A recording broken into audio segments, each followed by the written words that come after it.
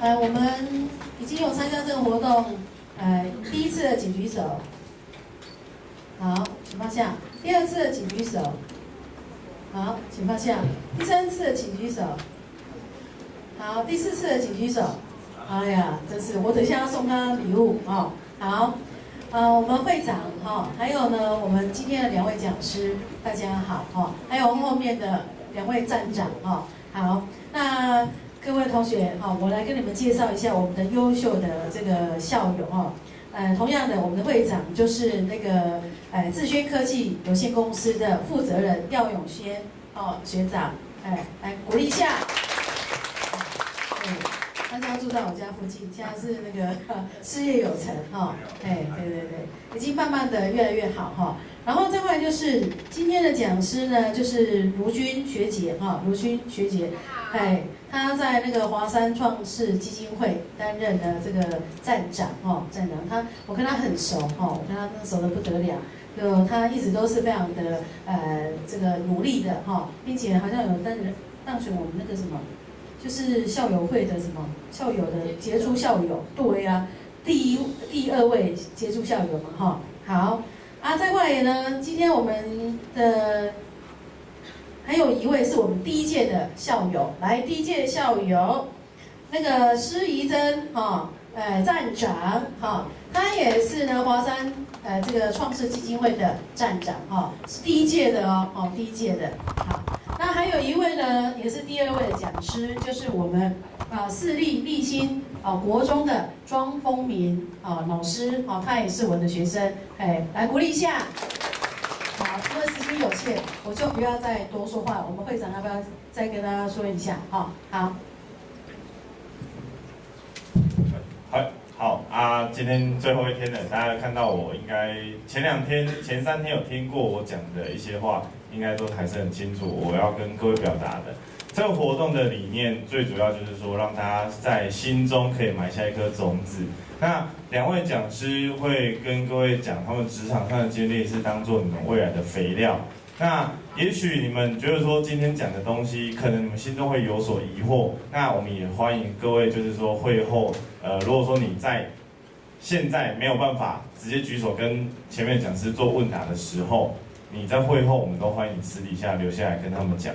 但是我们会很鼓励各位就是说举手去问前面2位讲师，因为你们的一个小小的问题，也许是每个人心中共同所拥有的问题，所以说不要吝啬，尽量去问。那最后就是说，请大家就是好好的去享受这个时间，去放松，去好好的聆听2位讲师跟各位讲他们在社会组可能未来的路程，或者是说在社工当老师的一个路程的一个心路的分享。这样好，那我们就欢迎卢君。等一下哈，等一下哈，那个会长。或许我等一下会消失一下下哈，因为隔壁还有一些活动我们有提供了高级的 L 夹的这个高级的便利贴如果呢有踊跃发言的话，就不够的话再到我们副老师来拿好，那我就先行告退哈。好，谢谢主任。好，这是我的了。各位学弟妹，大家午安，大家好。我跳了。是报告过一杯，过一盖。各位学弟妹，大家好。学姐好。好，很好，我还没吃饭，声音还比你们大声。好，因为你们今天大部分都社会组的，对不对？有其他组别的吗？有吗？都社会组，是不是？跟你讲，先跟大家介绍一下我自己好了。我有一个比较不喜欢的，比较讨厌的习惯啦。我会拿着名单，然后去找到你，然后问你问题。所以呢。不要打瞌睡，然后也不用很紧张，只是问了一个很简单的问题。但是如果你没有回答我，就欠我一个问题，这样可以吗？可以吗？可以吗？好，我先自我介绍，我是谁？我是华山创世基金会园林站的站长，我叫卢君，我姓张，我是第2届的校友，但是我很特别，我在念书的时候不是社会组的。后面那个怡珍学姐是社会组的，她毕业的学校是经营中文系，但是我不是，我是资讯类层的。你们学校还有资讯类吗？还有吗？刚个无？还有没有？志伟，你们家学校还有那个吗？资讯类吗？有吗？有就有啊，要回答啊，不在旁边的妹妹讲话。所以呢，我想知道说，因为大部分的你们可能是未来可能上的学校都是普通高中、普通大学吧，几乎你们的目标学校应该是普通大学，是不是？还是有科大的举手？有吗？没有，普通大学举手。几乎都是普通大学。啊，我表现很强啊。你们两个是不要念书了吗？问嘞，你们两个叫什么名字？跟我讲一下。你叫什么名字？大声说。我们是商业组的，所以是资讯类整的吗？哦，原来如此。好，没关系。其实我要跟大家简单的分享，因为我们今天只有半个小时的时间。其实我不知道为什么你们会来坐在这里听我拉比赛，讲一些有的没的。但是呢，我也想知道说你们为什么要坐在这里，为什么要来听听说接下来那个风鸣学长跟你们讲说老师的路怎么走，社工的路怎么走。所以我想利用5分钟的时间来问问大家，大家心理上就想跟我讲说，等一下我点到你的时候，你就跟我讲说你为什么要来，你为什么要听像社工做什么，为什么要听老师做什么，可以吗？可以吗？因为我手上有你们名单，你们跑不了的，好不好？那个202班在哪里？在这里哈。那个叫E3的在哪里？好，下一个我先讲一下，下一个是212怡轩，准备好。为什么？因为想要多了解，想说看扩展自己的兴趣。扩展自己的兴趣，所以你没有兴趣吗？有什么兴趣？绘画。绘画兴趣。所以你跟社工干什么事？就想说要认识比较多的细节，就是可能说不定以后会有兴趣，深入了解之后可能会有兴趣。深入了解之后可能就有兴趣。好，怡轩，下一个是谁？我点一下男生好了。找一下307品汉，准备了嘿。怡轩你在哪里？好，看注戏有无？给我看到啊！来，你说说看，你为什么会坐在这？啊？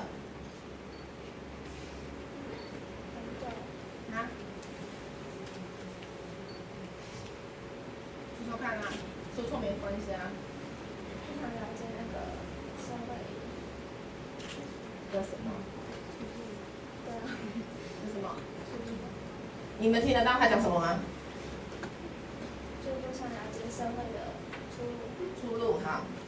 平汉立的，平汉立的在哪里？平汉立在哪里？下一个是施家，202的施家，准备。平汉立在哪里？在哪里？有平汉吗？啊，为什么我签到？没有吗？签到我照，好，老师他签到我照哦。哦，好，没关系。施家在哪里？202。施家，来，你说说看，你是哪？你在这里哦，你们躲在这，说什么？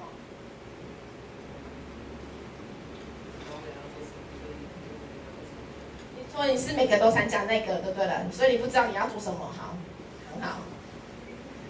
我来找一个3年级的，刚刚点2年级，3年级的307，文化吗？还是文业？是念业还是念画？那个女。几号？30726号，谁？有没有来？哦，闹跑了，抓到。玉茹呢？307的玉茹有来吗？有吗？307都没来，是不是？307的举手。好，没来，很好。所以3年级只有1个吗？老师，今天3年级只有1班吗？没有啊，啊？要看上面，我不知道哪一场。然后305好了，看到1张了。那个305的云君，卖笔的，来你说说看。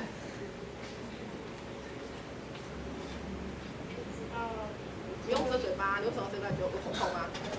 之后想要填什么系？填什么系？你有目标是什么系的？所以你今天第几次来？第2次。还上次听什么？昨天什么？昨天忘记了6圈，你别记你昨天忘记他听什么了，怎么办？会忘记是应该的，对，因为那个种子还没发芽，那个肥料只是放在上面，它有一天就会发芽了，对不对？好好想一想。来，再问一个，最后一个叶晨，因为你们男生就我那个名字很好用，从以前到现在都这样。想要多方学习不同的经验，然后想要从学长姐的例子中，让每个人收获到一些我所不知道的事情，对自己未来的探索也许会有一些帮助。你想的好笼统哦，客观一点，具体一点。比方说，学长姐曾经碰到什么样的困难，或者是觉得就是学长姐有什么？有点长，我手好酸哦。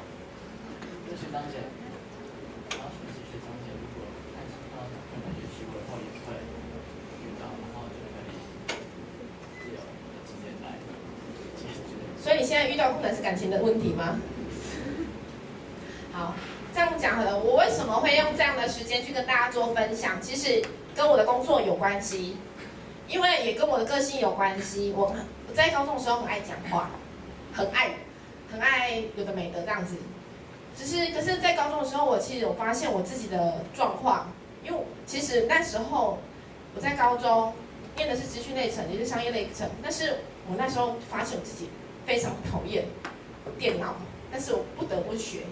我不像永轩，他就是在电脑上是有专长的，可以一路往这边发展，但是我不是。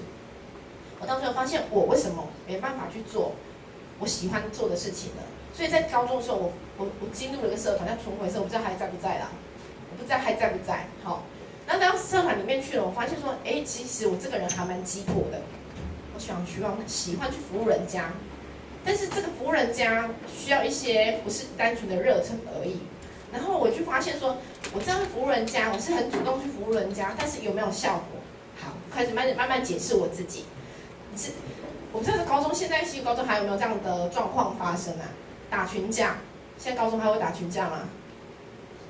或多或少啦，给 gam 对吧？教官不知道的情况下，或可能还会有 ，maybe 还会有。但是在我那个年代的时候，我们还常常发生打群架的事情，在我们的周遭范围内。但是我们有发现说，其实我有办法去做沟通的，不让群架这件事情发生的。我就发现说，我自己有一些比较不一样，跟别人不一样的特质。所以我在慢慢思考说，我既然不爱念书，我爱服务人，我能做什么事？你懂我意思吗？所以我还跟你们讲，为什么我会问你们来这里要做什么？你们是想过你们自己是什么了吗？你们自己是谁了吗？有想过你们之后未来能做什么事情了吗？你懂我意思吗？你在各行各业都一样，所以呢，我自从高中发现我自己的特质之后，我就好一心一意。我就要念社工系，我不管怎样，我就是要去念社工系。但是我一念了社工系之后，我念了4年社工系的时候，到大一上的时候，我就想休学了。为什么？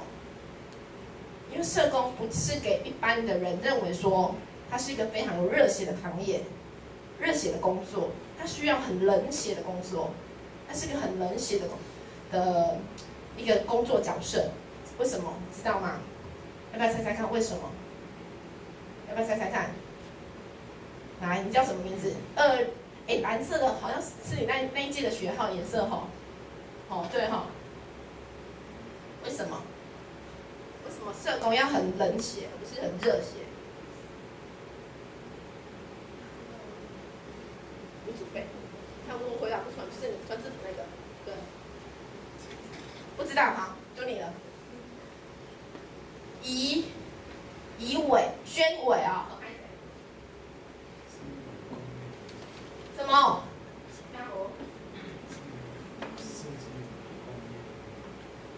工业开创时代啊。不知道，好，没关系。你们3个知道吗？黏在一起的。知道吗？不知道，好，算了。问你们用不这个所谓的，简单讲。其实为什么社工要做非常冷血的，属于很冷血的工作，就是你们试想一个问题：如果今天你们看过很多家暴案吗？有听过吗？有那种之前有个小孩子被那个同居人拔掉手指头，然后打死掉，然后送医院的事情吗？应该或多或少都有听到说，哦，一些孩子被受虐然后死掉的一些案例，对不对？或者说有一些自杀的案例，常常闹自杀的人有吗？有听说过吗？应该或多或少在新闻媒体上都有看得到。那为什么社工要很冷血？是因为我们在我们周遭环境，就像你念书的时候，你们身旁有同学会跟你讲说我要自杀吗？可能有，可能没有，或许你有碰到，你或许没碰到，但是你们要怎么去处理它？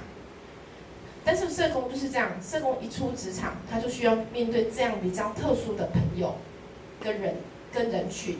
那时候老师为什么跟我们讲的原因，是因为在于说，今天如果这个个案如果他想自杀，一直跟我讲啊，学姐，我跟你讲，我好想自杀，我男朋友不爱我了，我好想死哦，爸又骂我，有的没的，哦，诸如此类的。可是一直在一而再再而三的去辅导过他了，结果就这样不要死不要死。他说啊，学姐，我不会死。在总有一天，他总可能用奇怪的方式结束了他生命。当下你会怎么办？不知道。你要怎么处理？要一直哭吗？还是要很冷静的去处理它？换作是你要很冷静的处理它，还是一直哭？要冷静。要冷静。所以为什么要冷血？就是在这里，因为你不管遇到任何的事情，就是要很冷血的去面对一些事情，因为你才有办法客观，去面对很多事情。因为社工的工作很特别，它的特色就是在人的情境中工作。你面对的人可能是很奇奇怪怪的人，你从来没遇过的人。就像我现在工作的领域来讲好了，现在在华山工作，华山的服务的对象是老人，而且叫弱势的老人。这个老人可能住在你的用社，可是你从来不知道他是很弱势的。但是你要怎么跟他玩弄，跟他认识，跟他信服你怎么可能才有办法去帮到他的忙？你要一而再再而三给他钱吗？不是。你一而再再而三给他照顾吗？关心吗？你不是。要怎么办？你要去看到他的优点，看到他的缺点，看到他不足的地方。所以你要必须当社工人，就必须要非常的客观去面对很多的事物，跟比如说感情也好，就像我们都会跟孩子们说，在你们这个年纪一定会交男女朋友吧？有交的举手，老师不在没关系，快点，有交的举手，还是没有交的举手？大家都有交男女朋友，好，好，没关系。其实这个年纪会有交男女朋友是正常的。我们后面就有一个很经典的例子，没有说，我没有说，要自己招，我也没有话说，对不对？好。只是为什么会这么跟你们分享？是因为像我念书好了，念书以来，我只交了一个男朋友，不结婚的，我就结婚了，很厉害哦，我也觉得很生气啊。但是我朋友就说我才没有啦，开玩笑。其实我们念社工念久了，我们就会去判断一个人，这个人的好跟不好，坏跟不坏，懂我意思吗？好，这个男生到底有什么优点，值得我们去爱他？这个女孩子有什么缺点，值得我们去包容她？我们才有办法去客观面对一些事情，然后包括最难的感情的事情。所以其实念社工，其实这4年以来，我做社工做了7、8年。念书4年，等于说我接触社工已经10几年了。但是这一路以来，我发现我往往都会遇到一些障碍跟挫折，但是这些挫折都很简单，不是钱的问题，都不是钱的问题。好，因为社工的薪资跟你工作是不成比例的，都不是钱的问题，是你的情绪的问题，是一个很大重要的门槛。因为你每天都面对那么多的弱势底层的人，比如说我现在服务的个案就72个，我每天都要看到72个阿公阿嬷，实在有的头有点大个，然后后面那两个也是每天面对这些70、80个阿公阿嬷也跑不掉，慢慢陆续都跑不掉。你怎么去面对每一个人？我怎么面对你？你怎么情绪的要求，我们怎么去安抚你？我们要怎么去择优先顺序，怎么去安排？感情的问题怎么去处理？其实社工就是很特别，就是在人的情境当中去处理。你要怎么去安排？你要服务这个老人家，你要怎么服务这个个案？怎么服务这个家庭？然后甚至你要服务他的家人。像我前阵子有一个阿嬷，她是精神有障碍，她儿子也这样子跑带的，然后2个儿子都跑带的。就儿子呢，在我们办完运动会那天下午，我去送便当，就看到那阿伯，就走路怪怪的，然后坐在外面这样子。然后我跟他讲说：“阿伯，阿伯，你起床了？哈。”他这样子回我哦，我说你死定了，他说怎么了？我就直接跟我老公说：“你帮我录影，我看他走路样子会不会怪怪的？”我就牵着他走，结果一看到屁股都塞，都大便了，他自己也不知道。然后我就觉得他奇怪，他怎么了？然后把他牵回家，他整个床都大便，阿嬷也不知道，只好我们把他送到医院去。但是像这样的个案，我们都不懂他，我们不了解他，可是我们要怎么去帮助他？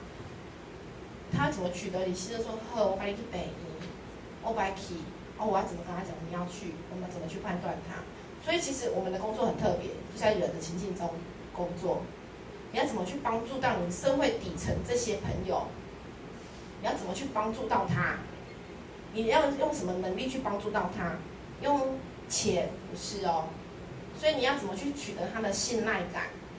这是最重要的部分。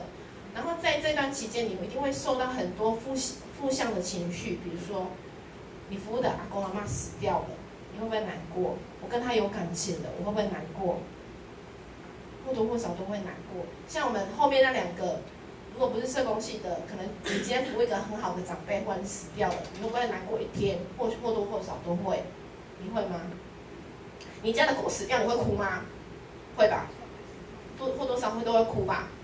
但是你要怎么去调整你的情绪？像我到现在，我的阿公阿嬷要死掉了，我都跟他恭喜哦，你毕业吧。然后我天很大大的跟我阿公阿嬷讲说，那像前阵子一个阿公80几岁了，他跟我讲，阿公我咧讲哦，我都创啥？我真吼可以听清出来一块，我错啊，我以后死吼要去死伫遮，我真的吼，你死我来呆笑笑好不好？他们其实对死亡很坦然，但是我们要怎么去跟他接受这样情绪？但他告知你了，他想死掉了，他怎么办？这种情绪你不可以怎么去转换它？其实这个是一个需要时间去磨练的，懂我意思吗？懂吗？懂我意思吗？所以其实社工这条路，其实它可以走的面向非常非常广。比如说你走老人，你走儿童，走老师，都有可能。走学校都有可能，你会面对到很多不一样的族群的人，但是这些人，最简单来讲，这些人跟你们不一样。这些人可能是你的同学，可能是你的家人，但是都是不一样的。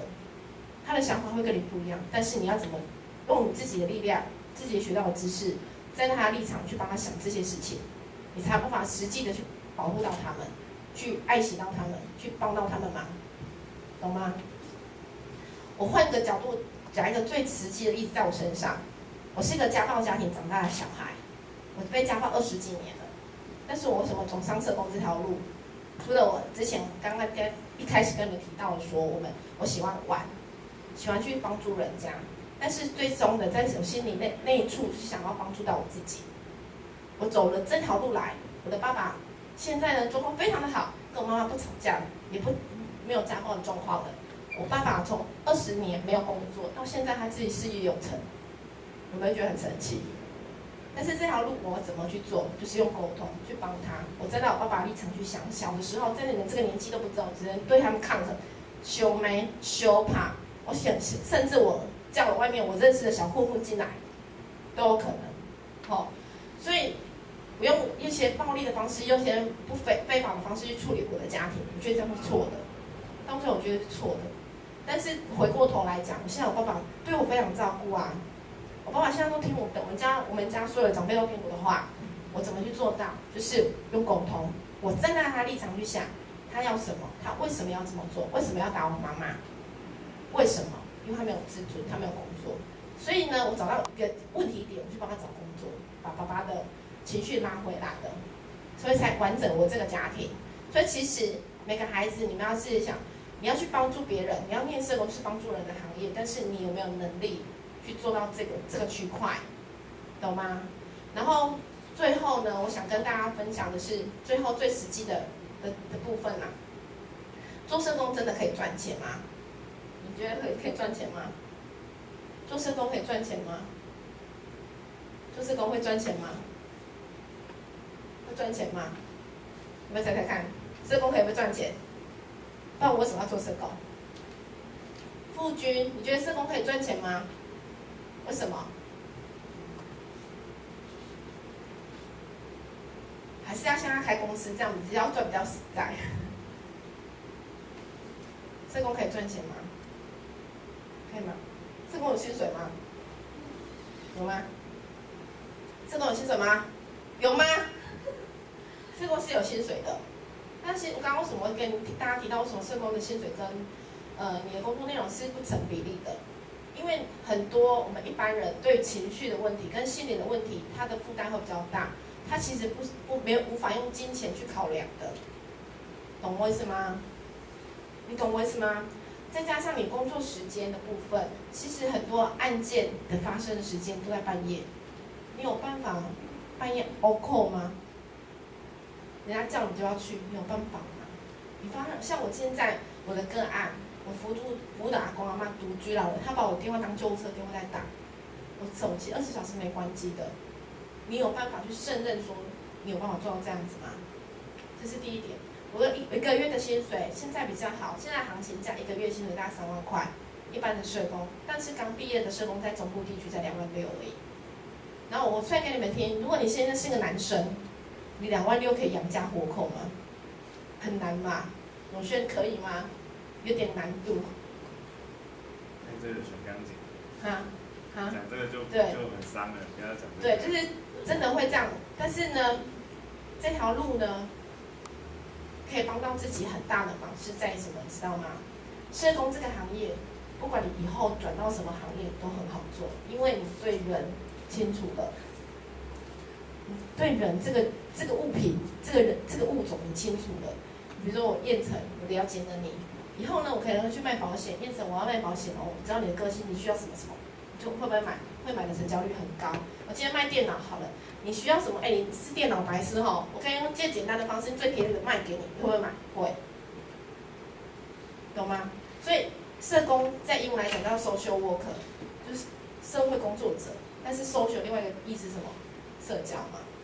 所以其实变社工有个好处，在这段时间可以训练你自己的人脉跟你的交际手腕，但是它的路可能比一般的学术类来讲，它会辛苦非常的多，因为它以后面对的族群是不一样的，这样懂吗？可以吗？听得懂吗？听有无？听有无？所以呢，以后呢要交男朋友、女朋友可以来找我，我可以帮你研究这个男生好不好，还是这个女生好不好，懂吗？可以吗？有问题吗？有问题吗？所以今天对我像5分钟，有任何的问题现在问，不然我等下溜了就没得问了。啊，你说。是。那个层面，它是到大学后会有一个专精或深入的选择。就是假设我要做孩童的话，就到孩童班；原住民就到原住民班的话，是这一边是怎么样子？好，简单说，在社工的4年，每个学校它设计的学程不一样，它可能分儿童、妇女、家庭、老人，大部分这样。而且最近近几年来都会有老福系、老人服务学系的产生。像经营大学以前就有儿童福利，但现在没了，它儿福系不见了，它变成社工系。为什么会这样子？其实回过头来讲，你今天服务一个个案，我刚刚提到那个阿嬷是我服务的个案，对不对？但是孩子不是我的，但是我要不要服务他孩子？要。所以其实我们会在学校念的时候，他会给你4条，可能看学校，像我们以前学校是4条路给你选。你喜欢走老人，你就去学老人学分；你需要爱孩童，你就去学那个小朋友学分。但是呢，社工系比较特别，是这4年他会让你去机构实习，跟着机构督导走。那你知道说你在这个机构你是不是能够胜任？你在这个老人领域是不是能够去做学习？像我好了，我以前非常讨厌老人，非常讨厌老人，是用非常来讨厌的来形容。但是我为了经济上考量，为了顾及到家庭考量，我那时候去选择老人。然后呢，回过头一毕业之后去老人机构上班，好李家在有去老人机构上班，因为你在学校学的东西跟实务面的东西，其实有时候要经过一段时间才觉得它是有媒合的、有吻合的。但是你出职场的学习的东西是活的。好，比如说举个例子来讲，我们在临床上，我们称为临床上，我们去看这个长辈